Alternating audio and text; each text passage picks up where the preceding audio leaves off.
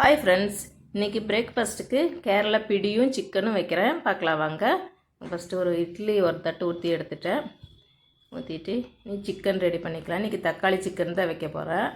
அதுக்கு சின்ன வெங்காய பொடியாக கட் பண்ணி வச்சுருக்கேன். வெங்காயம், பூண்டு, கொஞ்சம் இஞ்சி பூண்டு பேஸ்ட்டு, தக்காளி அரைச்சி வச்சுருக்கேன்.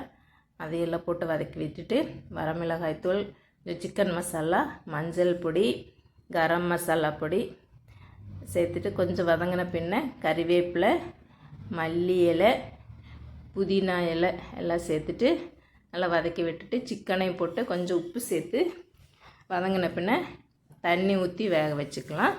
சிக்கன் வதங்கி வந்துடுச்சு. இனி தண்ணி ஊற்றிட்டு வேக வச்சுக்கலாம். சிக்கன் ரெடி ஆகட்டும். அதுக்குள்ளே நம்ம பிடி ரெடி பண்ணிக்கலாம். இதுக்கு நான் 2 கப் தண்ணி எடுத்திருக்கேன். தண்ணி நல்லா கொதிக்கணும். 2 கப் ஊற்றிட்டேன்.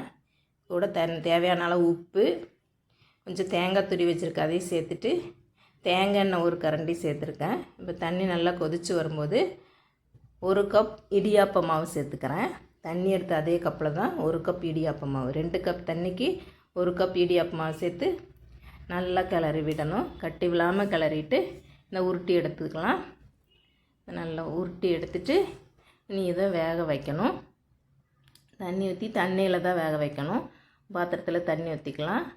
இது தண்ணிக்கு தேவையான அளவு உப்பு சேர்த்துக்கலாம். இப்போ இது கொதிக்கட்டும். இப்போ சிக்கன் ரெடி ஆயிடுச்சு. சிக்கன் எடுத்து வச்சுட்டு இனி பிடிக்கு உருட்டி வச்ச பிடியெல்லாம் இதில் போட்டு வேக வைக்கலாம். தண்ணி கொதித்ததுக்கப்புறம் தான் போடணும். கொதிக்கிறதுக்கு முன்னாடியே போட்டோம்னா பிடியெல்லாம் கரைஞ்சி வந்துடும். அதனால் கொதித்த பின்ன ஒன்று ஒன்றா போட்டு வேக வைக்கணும்.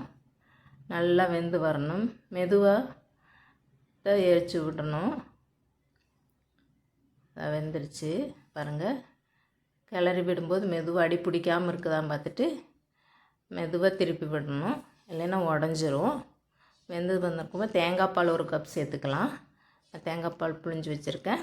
அதை 1 கப் சேர்த்துட்டு எல்லாம் கெட்டியாகி வந்தோடனே இறக்கிக்கலாம். இப்போ பிடி ரெடி ஆயிரும். நல்லா கொதிக்கட்டும். ரொம்ப கலக்கணும்னா உடஞ்சிரும். அடிப்பிடிக்காமல் ஒரு 2 தரம் கலக்கினா போதும்.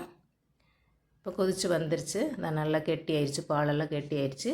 இது தேங்காய் பாலோட டேஸ்ட்டில் இப்படி நல்லா சூப்பர் டேஸ்ட்டாக இருக்கும். சிக்கன் தொட்டு சாப்பிடும்போது நல்லாயிருக்கும். நீங்களும் ட்ரை பண்ணி பாருங்கள். அதான் பிடி கேரளா ஸ்பெஷல். பிடி ரெடி ஆயாச்சு, சிக்கனும் ரெடி ஆயாச்சு.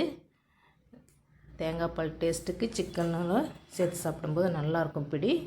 நீங்களும் ட்ரை பண்ணுங்கள்.